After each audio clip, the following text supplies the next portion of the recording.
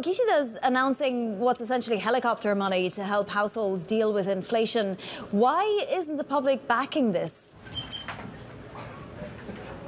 Yes, well, polls have consistently shown that people don't like this idea of these tax cuts and the handouts that are coming in this package that's to be announced later in the day. What we've seen over the past 2 years since Kishida has been Prime Minister is inflation consistently rising higher than wages, so people are feeling worse off. And what they wanted him to tackle is inflation. That was the top priority in all the polls. But this way of doing it, they don't seem to like. And I think there are several reasons for that. One is that the tax breaks won't come until June next year, which is rather late for people who are struggling with prices at the supermarket now. But other reasons include people thinking that it's just a way for him to try and regain his lost popularity, or also there's increasingly some sort of concern among the Japanese about the size of the national debt.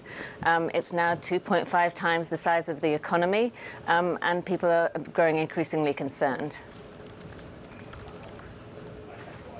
As Vonnie alluded to, he's now facing his worst support rate since taking office. So are we likely to see some internal leadership challenge?